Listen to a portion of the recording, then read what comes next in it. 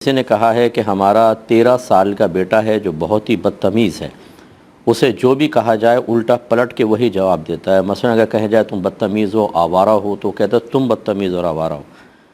تو جواب میں ماں باپ کو کیا کرنا چاہیے؟ کیا اس کو ماریں، پیٹیں، کس طرح کنٹرول کریں؟ دیکھیں، مسئلہ یہ ہوتا ہے کہ سب سے پہلے تو ان اسباب پہ غور و تفکر کریں جس نے بچے کو اس اسٹیج تک پہنچایا ہے۔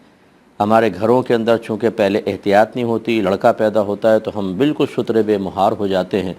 ہر طرح کا لاڈ پیار، اگر ماں اس کو سمجھانے لگتی ہے، کبھی ڈانٹنے تو باپ بیچ میں دیوار بن جاتا ہے، باپ ڈانٹ رہا ہو تو بھئی نہیں کرو میرے بچے کو، کچھ نہیں کہو۔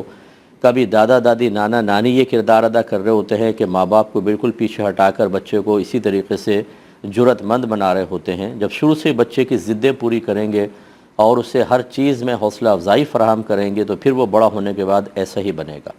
تو سب سے پہلے تو یہ غور کریں کہ کیا ایسے کوئی اسباب تھے کہ نہیں۔ دوسری بات یہ ہے کہ علم دین کا سکھانا۔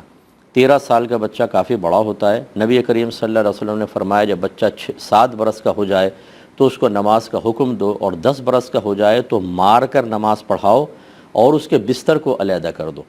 تو کیا آپ نے بالترتیب شروع سے ہی 1 سے لے کے 3 سال، پھر 3 سے 7 سال، 7 سے 10 سال اور 10 سے 13 سال، یہ بلوغت تک چلتا ہے لیکن چل ابھی وہ 13 سال ہے، کیا آپ نے اس کو دین سکھایا تھا؟ اس کی ذہنی اور فکری دینی تربیت کی تھی؟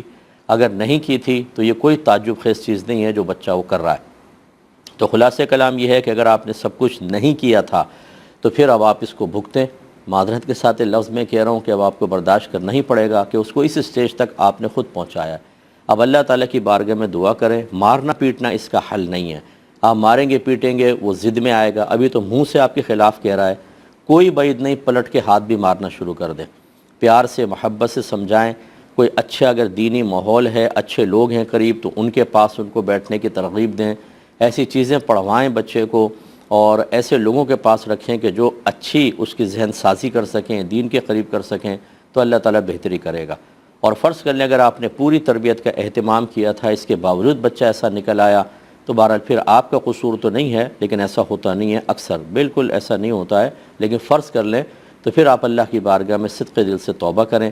اللہ تعالیٰ اس کو نیک بنائے، پرہیزگار بنائے، دعا ہی کر سکتے ہیں، اس کے علاوہ پھر کچھ نہیں، لیکن مارنا پیٹنا اس کا حل نہیں ہے۔ اور جو میں نے اسباب کا کہا، جب ایک دفعہ آپ کو سمجھ میں آئے کہ ہماری کمی کوتاہی ہے تو دوسرے بچوں کے ساتھ کم از کم خدا را ایسا نہ کیجیے گا، ورنہ پھر آپ کی اور تباہی ہے۔